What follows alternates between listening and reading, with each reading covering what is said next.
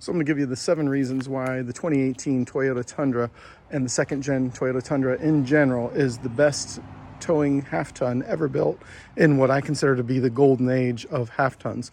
Starting with the number 1 reason, which is range. And if we look at that fuel door right there, it's because there's a 38-gallon fuel tank hiding behind that door. And when you're towing, that allows for an incredible amount of range.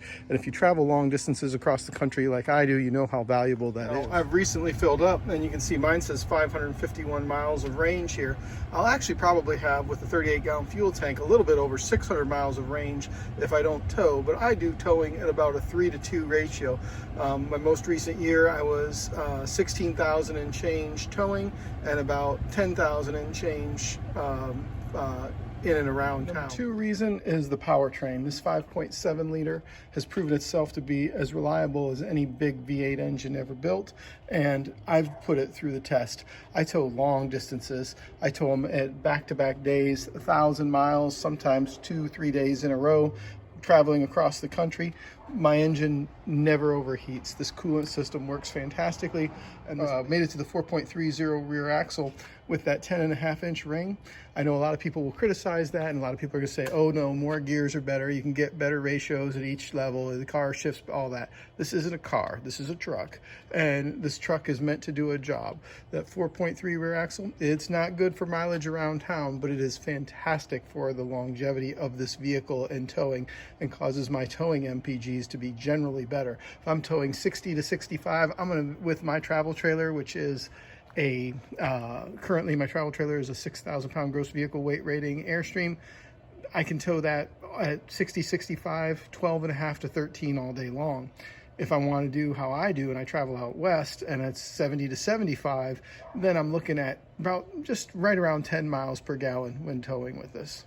Number 3 reason you can't really see is this is the last year, this 2018, of the factory installed auxiliary transmission cooler, which if you have a 19 to 21, you can absolutely go ahead and install an aftermarket. But I can tell you, this keeps my transmission temperatures.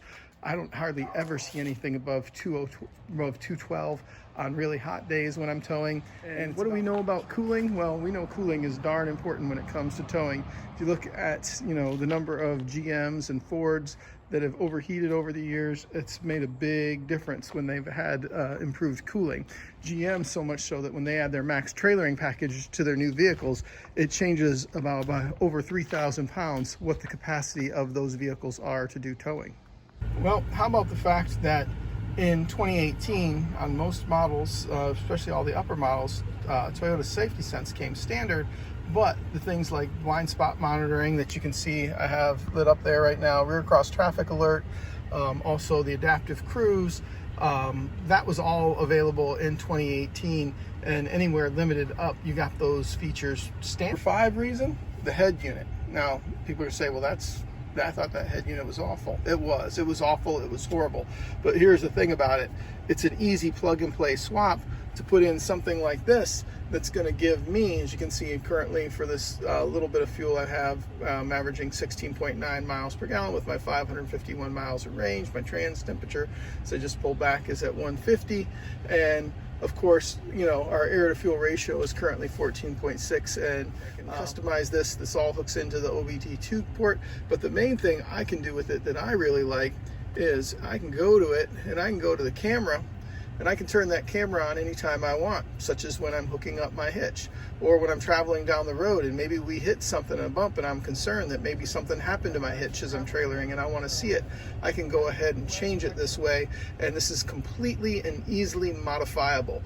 In most new half-tons, you can't modify them. Certainly in that new Tundra, that head unit is too integrated. All you would be able to replace it with is a new factory head unit. The number 6 reason I want to show you is if you look right here, here is my gross axle weight rating for the front axle. It is, where is it, 4,000 pounds, 1,815 kilograms, and it's 1,880 kilograms or 4,150 pounds for my rear axle. That's standard. That's what came on these vehicles. If you want to get that in a GMC or in a Ford, you have to order their max towing or their max trailering package, and then it goes up to those numbers. And those trucks are hard to come by. This was on every one built. The current Tundra doesn't do that. The current Tundra sits like the big three do on the standard vehicles. You're going to be in that 3,800 to 3,850 range in terms of your rear axle weight rating, and I can explain to you why that's so much more important than payload. And I've actually done that in other videos, so I'm not going to do it here. But if you're part of the internet payload police, hey, whatever. And the number 7 reason, and this is a big reason to me that this is still the best half-ton for towing, is the comfort of this vehicle. You can see I've got a little bit of creases here in my seat, but overall my leather has held up really well.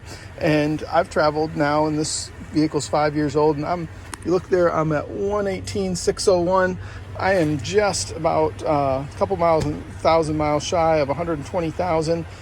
2/3 of that has been towing, and this is how good this has held up. And I got to tell you, these in my Platinum here, these are unbelievably comfortable seats, so easy to take care of.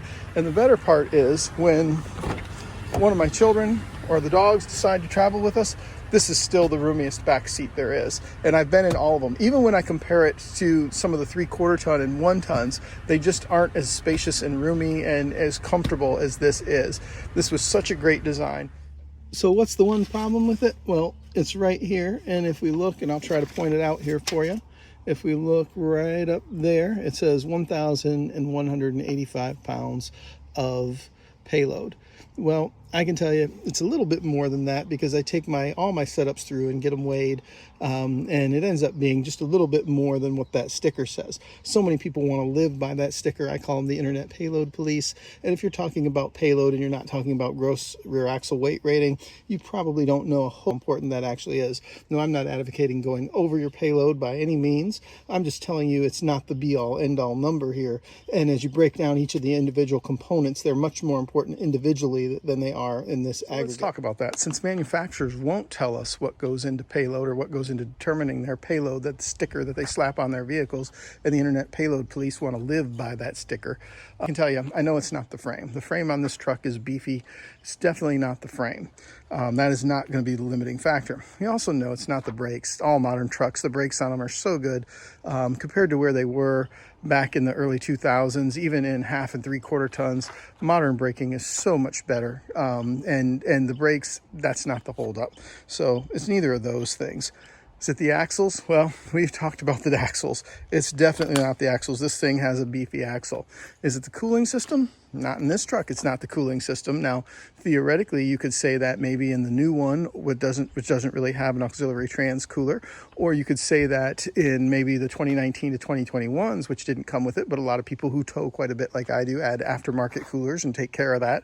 But no, so overall, it's not the cooling system. The only thing that really leaves left is the suspension. Probably these dirty old leaf springs right here. That's probably the limiting factor. They aren't as beefy as I would like to ideally see in this truck. Now, I did add some airbags in mine aftermarket to help aid with that, and people are going to say, well, that doesn't change your payload. I agree. It doesn't change your payload. It definitely doesn't change your sticker. It does change the strain that's put on these leaf springs. It most definitely does if you're using them properly, because it's transmitting, instead of the leaf spring having to take all the load and transmitting it to the axle, those bags are taking some of the load from the frame and transmitting it to the axle. So it definitely helps these leaf springs in terms of how they function. And it definitely reduces some of the strain on what I think is the weakest component in this truck in terms of determining its payload and what it's really capable of. So that's it for my 7 reasons why this is still the best towing half-ton on the market. Well, not even on the market, not on the new market, but now it's on the used market. That's my reasons why this is the best one. I'd like to hear your thoughts on that. If you disagree, if you agree, I'm always interested to hear what everyone's opinion is or knowledge is on that. And hey, that's how we all learn more. So thank you for watching.